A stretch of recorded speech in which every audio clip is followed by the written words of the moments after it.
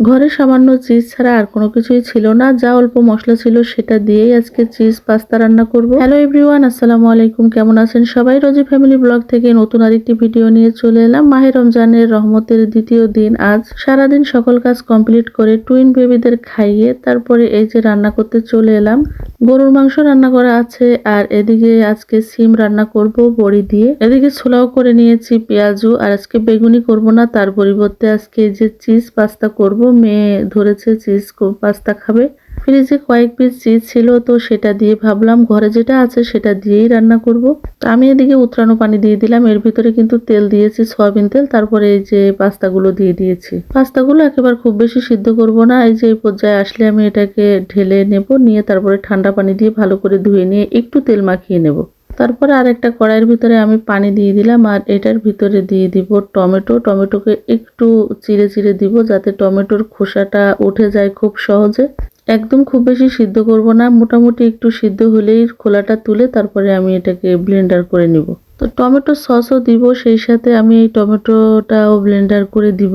আসলে আমি আমার মতো করে রান্না করছি, জানি না কেমন হবে, তবে রান্না করার পরে ইফতারের সময় টেস্ট খুব ভালো হয়েছিল, এই জন্য আমি আপনাদের সাথে এটা শেয়ার করছি।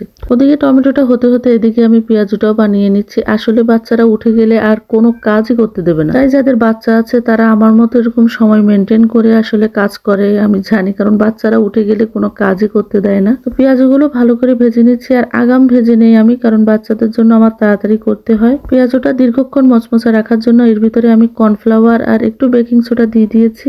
আর এর ভিতরে 3 রকম ডাল আছে। পেঁয়াজগুলো আমি একপাশে দিয়ে দিচ্ছি, দিয়ে আমি এর ভিতরে এখন পাস্তাটা রান্না করে নিব। কড়াইটা একটু ভালোভাবে গরম হলে এর ভিতরে আমি তেল দিয়ে দিব। তেলটা একটু গরম হলে এর ভিতরে দিয়ে দিব আমি রসুন কুচি। রসুন কুচিটা লাল লাল করে ভাজা হলে তারপরে আমি পেঁয়াজ আর কাঁচামরিচ কেটে রেখেছি ওটাও দিয়ে দিব। আসলে রেস্টুরেন্টের মতন স্বাদ হবে, এটা হবে, ওটা হবে, আমি কিছুই বলতে পারবো না, কিন্তু এটা আমি যেভাবে রান্না করেছি এটা একরকম স্বাদ হয়েছিল, যেটা খেতে খুবই ভালো লেগেছিল।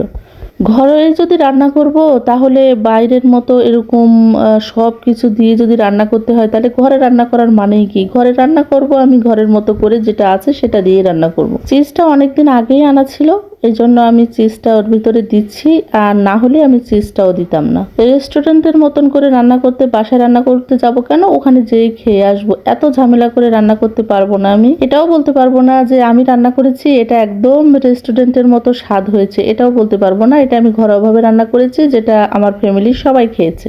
যাই হোক, কাঁচামরিচ, পেঁয়াজ, রসুন আমি ভালো করে ভেজে নিচ্ছি। এর ভিতরে আমি 2টা ডিম দিয়ে দিচ্ছি। ডিমগুলো একটু আরেকটু ভাজা ভাজা হয়ে নিলে, ডিমের যে একটা গন্ধ থাকে সেটা চলে গেলে এর ভিতরে আমি দিয়ে দিব টমেটো সস। টমেটো সস বলতে টমেটো যেটা ব্লেন্ডার করে রেখেছিলাম ওটা দিয়ে দেবো। দিয়ে দিয়েছি সয়া সস, দিয়ে ভালো করে এটাকে কষিয়ে নেব। কষিয়ে নিয়ে তারপর এর ভিতরে যে সয়া সসটা কষে গেলে এর ভিতরে টমেটো দিয়ে দিয়েছি। টমেটোটা ভালো করে কষিয়ে নেব, আর এর ভিতরে আমি কিছুটা দিয়ে দিয়েছি আর কি টমেটো সস দিয়ে দিয়েছি, অল্প করে দিয়ে দিয়েছি 1-2 চামচের মতো। এটা দিয়ে ভালো করে কষিয়ে নিচ্ছি। এর ভিতরে দিয়ে দেব আমি লিকুইড দুধ, আমি গুঁড়ার দুধটা যেটা আমি করেছিলাম সেটা দিয়ে দিব। এর ভিতরে আমি ঘরে থাকা ম্যাগি ম্যাজিক মশলা এটা দিয়ে দিয়েছি 2 প্যাকেট, দিয়ে এটা দিয়ে ভালো করে নেড়ে চেড়ে নিচ্ছি। এগুলোর জন্য এমনিতেই কিন্তু খুব সুন্দর একটা ফ্লেভার আসে। তারপরে আমি গুঁড়ার দুধটা ভালো করে হালকা গরম পানিতে লিকুইড করে নিয়েছি, নিয়ে এটার ভিতরে দিয়ে দিয়েছি। এখন আমি দিয়ে দেবো 2-3টা চিজ, 4টার মতো চিজ দিয়ে দেবো আর কি। অনেকেই বলে চিজ দিলে স্বাদ হয়, এরকম হয়, ওরকম হয়। আসলে আমার কাছে কোনো কিছু তারতম্য খুব বেশি ভালো মন্দ মনে হয়নি, এমনিতেই স্বাদ লেগেছে, এতটুকুই।